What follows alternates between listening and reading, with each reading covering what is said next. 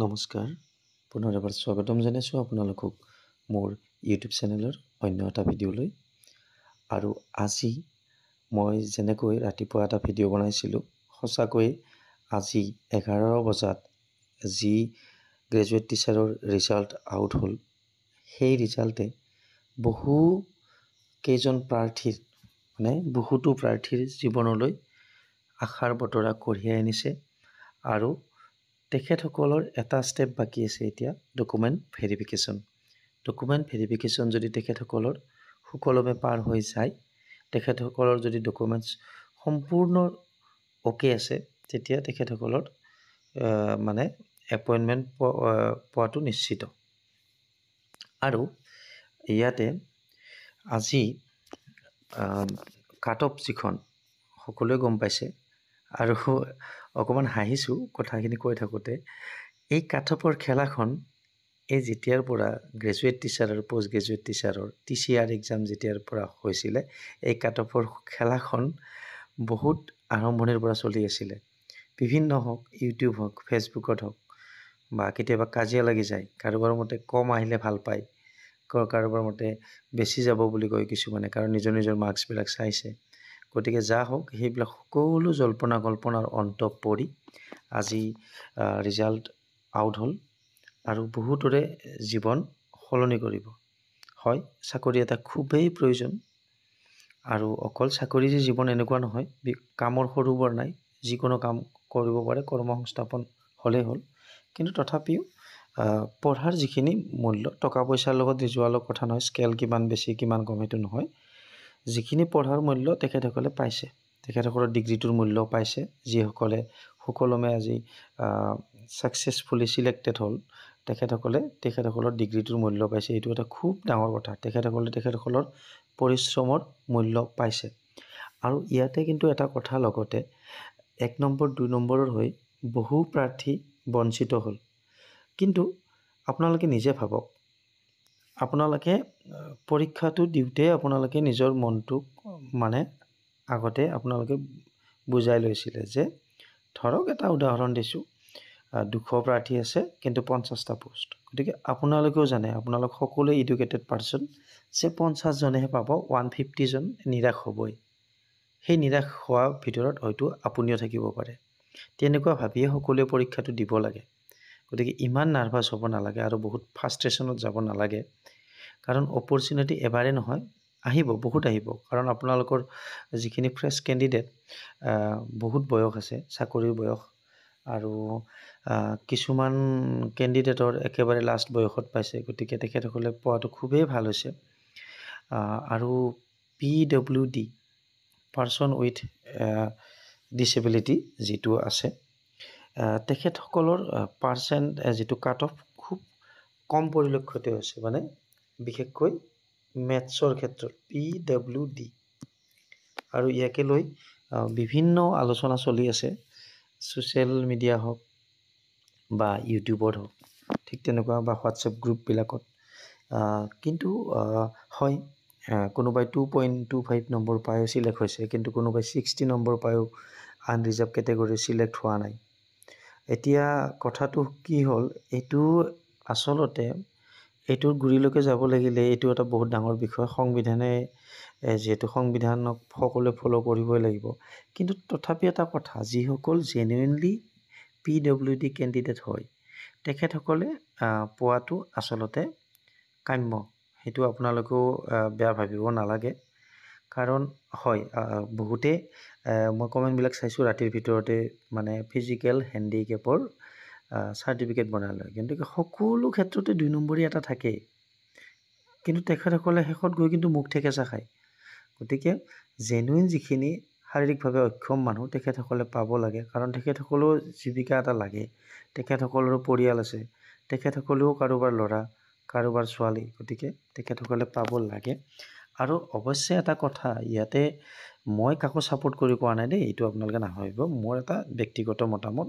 আৰু মই সদায় প্ৰাৰ্থীসকলৰ লগত সদায় আছোঁ, কাৰণ ষ্টুডেণ্টৰ লগত সদায় আছোঁ। তেখেতসকল যিহেতু চেষ্টাত ব্ৰতী হৈ আছে, নিশ্চয় চেষ্টা কৰি বিফল হ'লে কিছুদিন বেয়া লাগে। কিন্তু এইটো নহয় যে ছাকচেছ কাম শ্ল'লি বুলি কয়। গতিকে কিছুমানৰ লাক ভাল, কিছুমানৰ সদায় সকলোৰে লাক একে নাথাকে, একেদিনে একেবাৰতে সকলোৱে ছাকচেছ নহয়। গতিকে PWD কেণ্ডিডেটসকলেও যদিও 2 নম্বৰ বা 3 নম্বৰ পাইছে, কিন্তু তেখেতসকলে যিহেতু গ্ৰেজুৱেশ্যনত মেথছত মেজৰ লৈ মেথছৰ এটা হাৰ্ড ছাবজেক্ট পাছ কৰিছে 50% অনাৰ্ছসহ আৰু লগত BEd আছে, গতিকে তেখেতসকলে নিশ্চয় তেখেতসকলৰ ছাবজেক্টটোত তেখেতসকলৰ এটা মানে এটা হেৰি আছে, এক্সপিৰিয়েঞ্চ আছে আৰু লগতে তেখেতসকল পাকৈত তেখেতসকলৰ যিটো ছাবজেক্ট। গতিকে এইটো এটা ৰিকুৱাৰমেণ্ট এক্সাম আছিলে আৰু হয়তো তেখেতসকলৰ তেনেকুৱা হ'ব পাৰে, মানে গোটেই এটেম্প কৰিলে কেইটামান কাৰেক্ট হ'ল, 29-30টামান এনেকৈ মাইনাছ হ'ল। কিন্তু যা হওক, ইয়াতে যাতে শিক্ষাৰ ক্ষেত্ৰত প্ৰভাৱ পৰিব নালাগে, যাতে তেখেতসকলে ছাত্ৰ ছাত্ৰীক গৈ নিজৰ বিষয়টো যাতে ভালদৰে শিকাব পাৰে সেইটোৰ কথাই তেখেতসকলে ভাবিব লাগিব। আৰু হয়, এটা বহুতে কৈ আছে কাট অফৰ ক্ষেত্ৰত এটা নিৰ্দিষ্ট মান এটা, যেনেকৈ টেটত 55 ৰিলেক্সেশ্যনৰ ক্ষেত্ৰত কেটেগৰীত আৰু আনৰিজাৰ্ভৰ ক্ষেত্ৰত 60% আছিলে।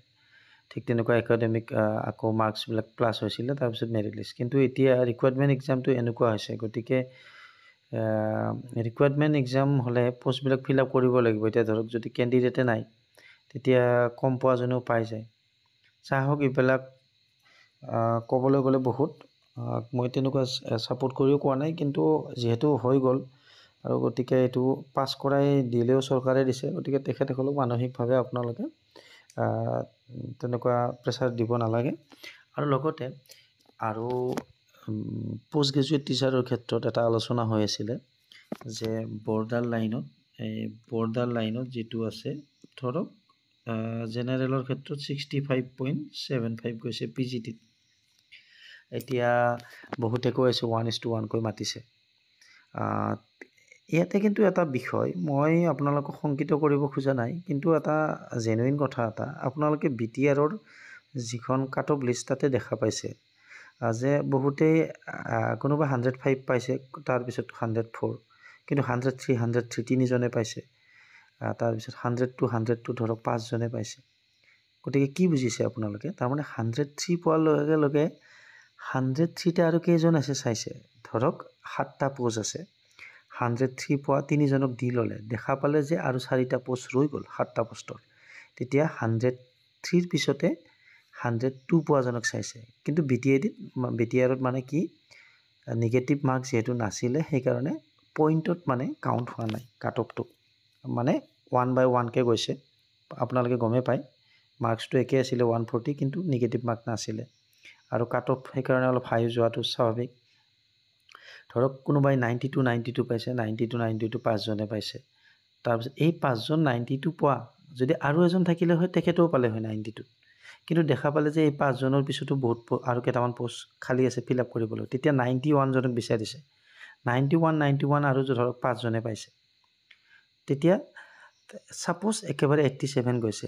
এতিয়া 88 যিখিনি ল'লে 88ৰে ফিল আপ কৰাত দেখা পালে যে 88খিনি দিয়াৰ পিছতো আৰু 5টা পোষ্ট ৰৈ গৈছে, তেতিয়া 87জন বিচাৰিছে, কিন্তু দেখা পালে পোষ্ট আছে 5টা, কিন্তু 87 পোৱা ব্যক্তি আছে 10জন। ঠিক আছে, সেই 10জন 87 পোৱা ব্যক্তিক কেনেকৈ দিব সেইটো আপোনালোকে ভাবি চাওক। 10জন 87 পোৱা ব্যক্তিক কেনেকৈ দিব? এতিয়া BTRৰ ক্ষেত্ৰত সুকীয়া, কাৰণ তেখেতসকলৰ ডকুমেণ্ট ভেৰিফিকেশ্যন অলৰেডি হৈ গৈছে। আৰু এটা কথাই আছে যে এটা পষ্টৰ এগেইনষ্টে যদি বা চেম কাট অফ পায়, মানে তেতিয়া আহিব এজ ৱাইজ, মানে বয়সৰ অনুপাতে তেখেতসকলক মানে জ্যেষ্ঠজনৰ পৰা কনিষ্ঠজনলৈ দিব। গতিকে তেনেদৰে ফিল আপ কৰাৰ পিছত 5জনক ফিল আপ কৰাৰ পিছত ধৰক 87, ধৰক 10জন আছিল, 5জনে নাপায়। কিন্তু আমাৰ অসম টেটৰ ক্ষেত্ৰত ধৰক 5টা পোষ্টে আছে 87, গতিকে 87 বুলি ক'লে সেই 5জনক যে মাতিব তেনেকুৱা নহয়, কাৰণ কাট অফটো লাষ্ট হ'ল 87, গতিকে 87 যদি 10জন আছে 10জনকে ডকুমেণ্ট ভেৰিফিকেশ্যনত মাতিছে। ঠিক আছে, সেই 10জনকে ডকুমেণ্ট ভেৰিফিকেশ্যনত মাতিছে। আৰু হয়তো আপোনালোকে ভাবিব পাৰে যে যিহেতু তাতে বয়স দিয়া আছে, তেখেতসকলে বয়সৰ ভিত্তিত 5জনক নামাতিলে কিয়? কিন্তু বয়সটো যে বঢ়াই দিছে সেইখন যে জেনুইন হয় ডকুমেণ্টছ বা এডমিটখন যে জেনুইন হয় এডমিট কাৰ্ডখন যিখন মেট্ৰিকৰ সেইটো DSCয়ে নাজানে আফটাৰ ভেৰিফিকেশ্যনহে গম পাব সেইকাৰণে তেখেতসকলে 87 যিহেতু ফিল আপ কৰিছে 5জনে 5টাই পোষ্ট ৰাখিব কিন্তু 87 পোৱা গোটেইকেইজনকে মাতিছে এতিয়া যিজন বয়স বেছি বুলি কৈছোঁ তেখেতৰ যদি ভুৱা থাকে বা ডকুমেণ্টছত কিবা বিসংগতি থাকে তেখেত ৰিজেক্ট হ'ব তেখেতৰ বয়স বেছি হ'লেও তেখেত ৰিজেক্ট হ'ব ঠিক তেনেকুৱা ধৰক তাৰে 3জন ৰিজেক্ট হ'ল 7জন আছে এতিয়া 7জনৰ ভিতৰত 5জনেহে পাব তেতিয়া ক্ৰাইটেৰিয়া এইবিলাক চাব বয়সৰ চাব আৰু ধৰক 2জনৰ একে বয়স আছে 5জন ফিল আপ কৰাৰ পিছত তেতিয়া কিন্তু লটাৰী হ'ব তেনেকুৱা ধৰণৰ কথা আৰু তথাপি কিন্তু ইয়াৰ মাজতে এটা ভাল খবৰ বুলিয়ে এইকাৰণে কৈছোঁ যে বহু কেণ্ডিডেট ৰিজেক্ট হৈছে এতিয়া আপোনালোকে ভাবিব পাৰে ৰিজেক্ট হোৱাৰ ক্ষেত্ৰত ৰিজেক্ট হোৱাখিনি ভাবিব পাৰে যে আমাক ৰিজেক্ট কৰাৰ কাৰণে ভাল খবৰ বুলি কৈছে সেইটো নহয় এজ পাৰ এডভাৰটাইজমেণ্ট হ'ব লাগে যিকোনো নিযুক্তি প্ৰক্ৰিয়াত ট্ৰেন্সপাৰেঞ্চিটো থাকিব লাগে নিকা আৰু স্বচ্ছতাৰ ভিত্তিত হ'ব লাগে গতিকে এডভাৰটাইজ মতে যদি কোনোবাই ফ'ল' কৰা নাই তেখেতসকলৰ ৰিজেক্ট হৈছে গতিকে এই ৰিজেক্ট হোৱা পোষ্টবিলাক যেনেকৈ ধৰক মই ক'লোঁ 87 10জনক মাতিছে 5জনহে ল'ব এইবিলাকে এই পাই যাব বৰ্ডাৰত থকা যিহেতু বহুত ভেন্যুত ৰিজেক্ট হৈছে আৰু কিছুমান ডাবল সোমাই আছে ধৰক কিছুমান ছাবজেক্টত এজনে 2-3টা পোষ্ট পাইছে হিষ্ট্ৰী দিছে আছামিজ দিছে কোনোবাই বা আছামিজৰ ক্ষেত্ৰত হয়তো ডাবল হ'ব এডভান্স আছামিজত চিলেক্ট হৈছে 2জন প্ৰাৰ্থী এজনৰ মাইলত এজন সেই একেজন ব্যক্তিৰে আকৌ এডভান্স আছামিজত গতিকে নিশ্চিন্ত থাকক বৰ্ডাৰ লাইনত থকা সকলেও আপোনালোকে শংকিত হ'ব নালাগে আপোনালোকেও পাব আৰু ছেকেণ্ড মেৰিট লিষ্টৰ কথা এতিয়া তেনেকৈ ক'ব নোৱাৰি কাৰণ আজিকালি নিয়ম সলনি হওঁতে ৰাতিটোৰ ভিতৰতে নিয়ম সলনি হয় যদিও as per advertisement second list ওলাব বুলি কৈছিলে কিন্তু ৰিকুৱাৰমেণ্ট এক্সাম হিচাপত যদি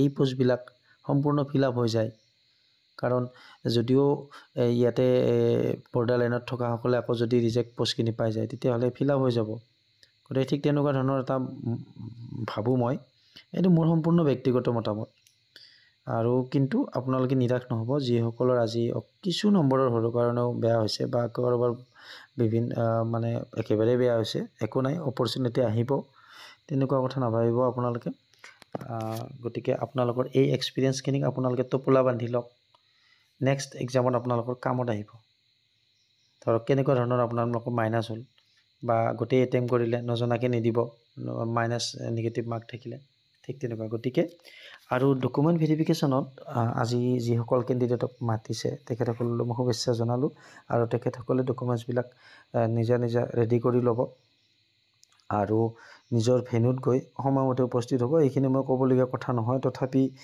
মই ভিডিঅ' যিহেতু বনালোঁ ডিছকাশ্যন ভিডিঅ' হয় আৰু আপোনালোকৰ মতামতো আগবঢ়াব আৰু যিহেতু প্ৰতিজন ব্যক্তিয়ে এজন শিক্ষক হ'বলৈ গৈ আছে গতিকে আপোনালোকে নিজৰ কিছুমান ইম'শ্যন কিছুমান কণ্ট্ৰল কৰিব কিছুমানে বেয়া হ'লেও মানে স্লেম লেংগুৱেজ ইউজ নকৰিব বিভিন্ন কমেণ্টত কাৰণ আপোনালোকক ফ'ল' কৰে আমাৰ উঠি অহা চামে কাৰণ ছ'চিয়েল মিডিয়া আজিকালি সকলোৱে ইউজ কৰে ইউটিউব সকলোৱে ইউজ কৰে গতিকে আজি আপুনি ছাকচেছ হোৱা নাই কালি আপুনি কোনোবা এটা ছাবজেক্টত PGT হ'ব কোনোবা এটা ছাবজেক্টত GT হ'ব হয়তো আপোনালোক এছিষ্টেণ্ট প্ৰফেচৰো হ'ব পাৰে গতিকে আজিৰ এটা যদি কমেণ্টত আপোনালোকৰ এটা বেয়া হেৰি থাকি যায় গতিকে তেনেকুৱা ধৰণৰ আপোনালোকে নকৰিব উঠি অহা চামে আপোনালোকক ফ'ল' কৰে গতিকে আপোনালোকৰ ইম'শ্যনবিলাক আপোনালোকে কণ্ট্ৰল কৰিব আৰু আজিৰ ভিডিঅ'টোত এইখিনি আছিল আপোনালোকৰ মতামত আগবঢ়াব আৰু যদি ভিডিঅ'টো চাই ছাকচেছ হোৱাসকলে এটা কমেণ্ট দিব আৰু যিসকল অকণমান নম্বৰৰ কাৰণে নিজৰ এক্সপিৰিয়েঞ্চ শ্বেয়াৰ কৰিব একো নাই দুখ নকৰিব